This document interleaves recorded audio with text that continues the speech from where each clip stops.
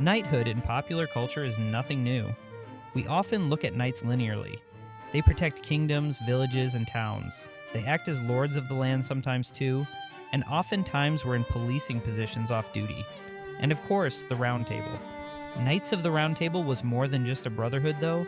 It was the framework for a protectorate, the framework for law and chivalry with a dark past. When we picture the knights of King Arthur's legendary Round Table, vivid images come easily: shining armor, elaborate jousts, brave quests, and a code of chivalry that defined medieval heroism. For centuries, the tales of these knights, Lancelot, Gawain, Percival, Galahad, have captivated imaginations, symbolizing ideals of bravery, honor, and virtue. Yet behind the legends and myths, there lies a fascinating exploration into the historical reality, daily routines, and symbolic significance of what it meant to serve at Arthur's legendary Round Table. But what exactly was the Round Table, and how did this mythical fellowship of knights come to embody the height of chivalric ideals? Though King Arthur's historical existence remains a debated mystery, medieval chroniclers such as Geoffrey of Monmouth, Chrétien de Troyes, and Sir Thomas Malory immortalized him and his knights in literature that shaped Europe's understanding of heroism and leadership. At its heart, the Round Table represented an idealistic vision, a brotherhood where knights, regardless of rank, could gather as equals around a circular table, a radical departure from the rigid hierarchies typical of medieval feudalism. This setting provided more than a picturesque backdrop. It reflected deeply held medieval ideals about justice, equality among the elite warriors, and collective loyalty to a righteous ruler.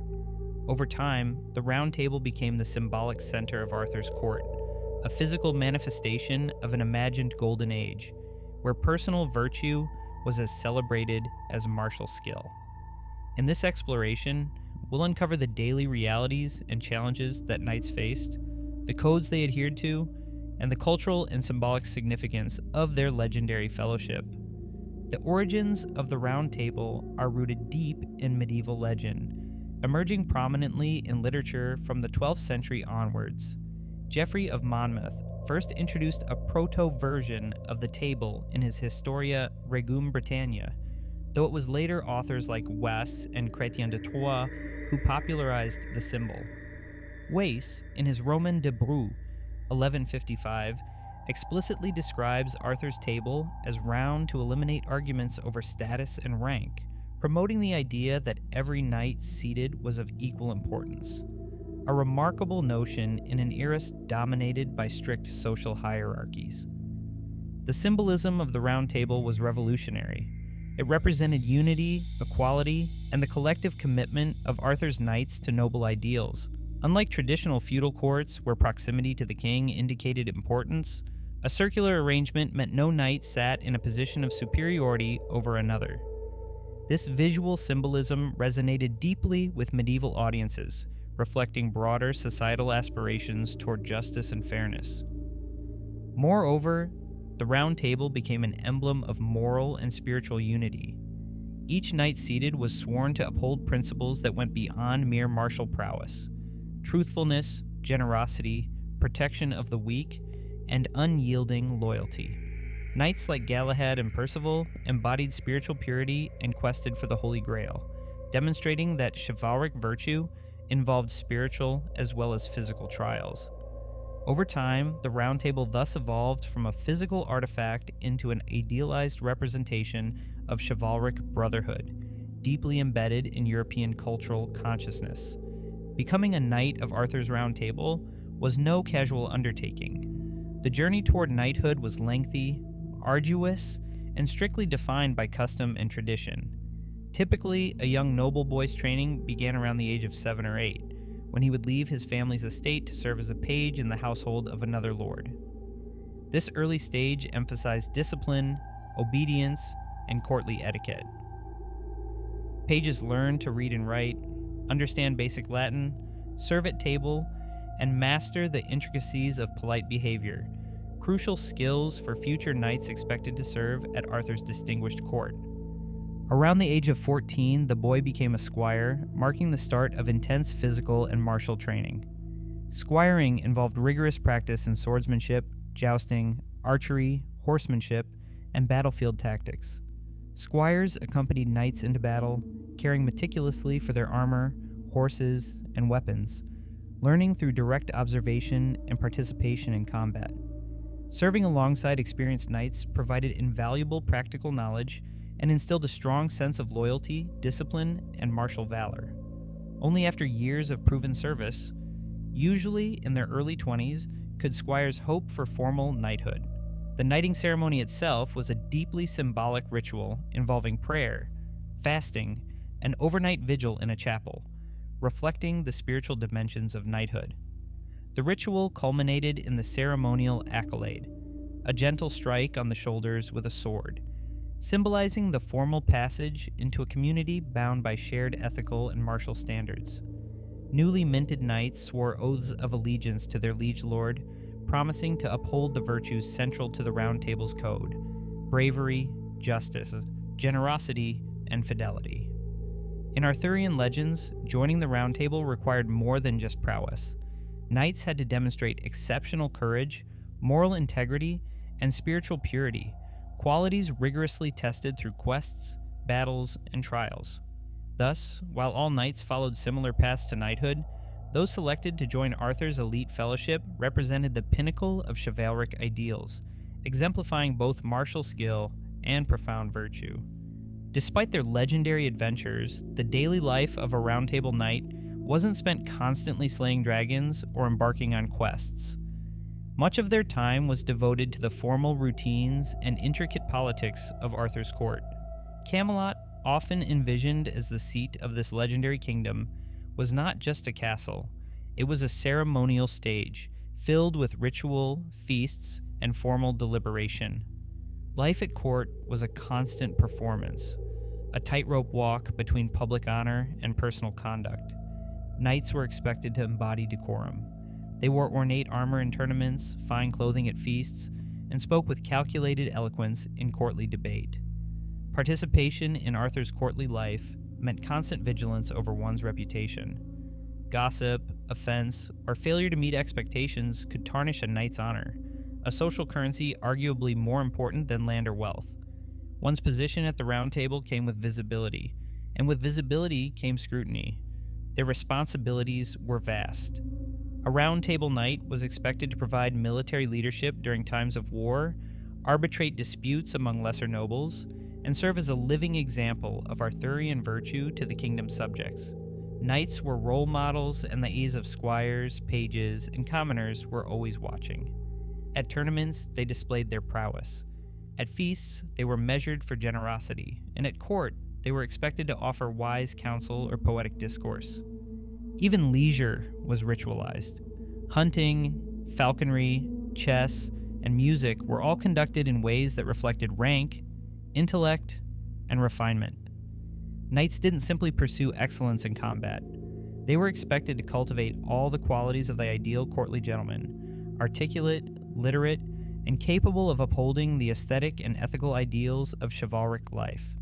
At the heart of Arthurian knighthood lay the code of chivalry, a moral and ethical framework that defined a knight's duty not just to his king, but to society, to his fellow knights, and to God. While the precise content of this code varied over time and across texts, most accounts agree on several recurring principles: loyalty, bravery, humility, justice, mercy, courtesy, and above all, honor. In Sir Thomas Malory's Le Morte d'Arthur, we see a formalized articulation of the Round Table's rules, where knights swore never to commit treason, to show mercy to those who asked for it, to protect women and the weak, and to abstain from unjust quarrels. They were charged to defend the innocent, speak the truth, and serve justice, even when it conflicted with personal gain. These oaths were not symbolic, they were binding, and failure to uphold them could lead to exile, disgrace, or worse. But the code was not without its contradictions. Knights were expected to be merciful, yet ruthless in battle.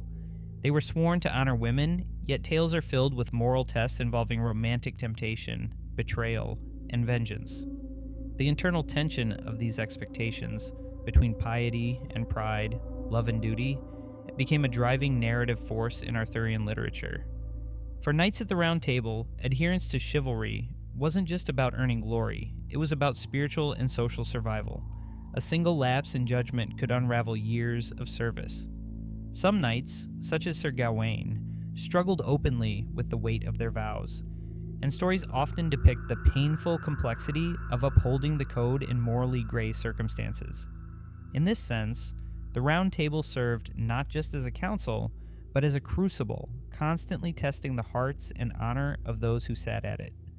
The Round Table was home to some of the most iconic figures in Western legend, each a representation of different aspects of knighthood, virtue, and failure. Among them, none loomed larger than Sir Lancelot, famed for his unmatched martial prowess, his complex romance with Queen Guinevere, and his internal battle between personal passion and sworn duty. Lancelot was the embodiment of the tragic hero. He was Arthur's greatest warrior and most trusted knight, yet his love for Guinevere became a slow-burning fuse that ultimately helped destroy the unity of the Round Table. His life illustrates a key tension in Arthurian myth, that greatness in arms is not always matched by perfection in virtue. Sir Gawain, often portrayed as the conscience of the Round Table, represented honor, loyalty, and courtesy. In the tale Sir Gawain and the Green Knight, Gawain faces a strange, supernatural challenge that becomes a test of honesty, humility, and moral resolve. Unlike Lancelot, Gawain's failings are subtle. He conceals a magical girdle to protect himself, only to later confess his deceit. Gawain survives, but his shame lingers, offering a rare moment of introspection and moral ambiguity. Sir Galahad, in contrast, is the pure knight, the spiritual successor to all that Arthur's realm aspired to be. Often described as Lancelot's son, Galahad achieves what others could not. He succeeds in the quest for the Holy Grail, a mystical Christian relic tied to spiritual purity and divine grace. Galahad's story is less about martial conquest and more about transcendent worthiness. He is the knight without sin, unshaken by temptation or ego, and in many versions, he ascends to heaven after completing his quest, never to return to the mortal world. Other knights, like Percival, Tristan, Bors, and Kay, contributed their own legends, each one a thread in the broader tapestry of the Round Table's mythos. Some tales were romantic, others tragic or comedic, but collectively they created a model of knighthood that blended Christian virtue, classical heroism, and medieval values into a potent mythic ideal. Among all the missions undertaken by the Knights of the Round Table, none loomed larger or carried greater symbolic weight than the quest for the Holy Grail. This legendary relic, said to be the cup used by Christ at the Last Supper, and later by Joseph of Arimathea to catch his blood during the crucifixion, became the central object of Arthurian spirituality. But the Grail was not merely a religious token, it represented purity, enlightenment, and the ultimate test of a knight's worth, both in soul and body. As the legend matured, especially through the French Vulgate cycle, and Malory's Le Morte d'Arthur, the Grail quest became less about valor in arms and more about inner virtue. Many knights who were unmatched in battle, like Lancelot, failed the quest due to their moral imperfections. Lancelot, for all his strength, was disqualified by his adulterous love for Queen Guinevere. Gawain, valiant and loyal, faltered due to pride and rashness. Only the pure-hearted Galahad, the virgin knight raised in a cloistered, pious life, could achieve the Grail and witness its mysteries. The Grail quest was also a social turning point for the Round Table. It divided the knights, highlighting differences not just in prowess, but in spiritual direction. It forced Arthur's court, once united by external conquest and camaraderie, to confront internal failings and reckon with the gap between chivalric ideals and human imperfection. In this sense, the quest was not a simple adventure. It was a reckoning. It underscored that the Round Table, for all its grandeur, was composed of fallible men, and though the Grail was found, it was not brought back. Galahad ascended with it to heaven, signaling that such purity was never meant to remain in the mortal world. What was left behind was a round table increasingly fractured by jealousy, grief, and guilt. With the spiritual challenge of the Grail behind them, Arthur's knights returned to Camelot changed, many disillusioned, some embittered. The final years of the Round Table were marked by growing internal conflict, most notably the unraveling bond between Arthur, Lancelot, and Guinevere. Their tragic triangle, once hidden behind courtesy and denial, erupted into a political and moral crisis that Camelot could not survive. When Lancelot's affair with the Queen was finally exposed, Arthur faced an impossible choice: uphold justice or forgive his most trusted knight. Bound by duty and honor, he chose the former. Guinevere was sentenced to death for treason, and though Lancelot rescued her in a daring siege, the kingdom split. Allies took sides. Gawain, once a brother to Lancelot, became his enemy. Former bonds of friendship dissolved into civil war. As Arthur marched to confront Lancelot in France, another threat emerged at home. Mordred, Arthur's illegitimate son or nephew, depending on the version, usurped the throne in his absence. When Arthur returned to reclaim his kingdom, the final battle ensued at Camlan, a grim clash between remnants of the Round Table. Arthur and Mordred struck fatal blows to one another, and Arthur was mortally wounded. The dream of the Round Table ended not with external conquest, but with internal collapse. Its dissolution was not caused by enemies at the gate, but by betrayals within its own walls. The ideals that once held it together, loyalty, truth, equality, proved too fragile for the flaws of those sworn to uphold them. Camelot, the shining city, crumbled under the weight of its own contradictions. Although historians continue to debate whether a historical King Arthur ever existed, the cultural impact of the Round Table is indisputable. It became one of the most enduring legends of Western Europe, not just for its stories of valor, but for what it came to symbolize: a golden age of justice, virtue, and noble leadership. In medieval courts, especially under rulers like Henry II or Edward III, the Arthurian model served as both inspiration and political tool.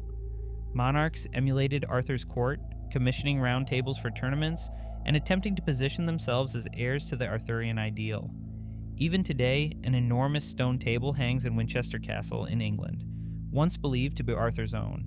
Though later dated to the 13th century, it remains a powerful artifact of medieval memory and national mythology. Beyond politics, the legend seeped into literature, art, and identity. The ideals of knightly conduct outlined in Arthurian tales informed codes of chivalry across Europe. The romanticization of courtly love, the glorification of self-sacrifice, and the motif of the righteous quest all trace their literary lineage to the Round Table. Writers from Malory to Tennyson, painters from the pre-Raphaelites to 20th century illustrators, all returned again and again to Camelot's ruins to find meaning in the stories of its knights. In modern contexts, Arthurian legend has been reimagined countless times, in film, television, novels, and even political discourse. The Round Table remains a universal metaphor for ideal governance, equality, and moral leadership. And even though its knights are fictional, or at best distant echoes of real figures, their symbolic value continues to inspire. To be a knight of the Round Table was to carry a burden larger than a sword or shield. It was to live up to a myth. These men were meant to be more than warriors. They were idealists, champions of a better world, envisioned through chivalry, justice, and loyalty. Yet they were also human, prone to failure, pride, jealousy, and love. Their downfall was not simply a matter of lost battles, but of lost trust, misaligned virtues, and the strain of living within an ideal too perfect for human frailty. And perhaps that is what makes the Round Table so enduring. It was not a flawless utopia, but a noble attempt, an aspirational myth that asked its followers to strive for more than conquest. It challenged knights to become guardians of justice, defenders of the weak, and seekers of spiritual truth. Even in their failures, we find resonance. In Lancelot's regret, in Gawain's self-reckoning, in Arthur's tragic end, we see reflections of our own struggles with duty, loyalty, and imperfection. So what was it like to be a knight at the Round Table? It was to live at the edge of myth and reality, to ride with glory and to fall with consequence, to wear a shining breastplate and bear the invisible weight of expectation. And above all, it was to be part of a story, one still being told, reshaped, and remembered more than 1,000 years later,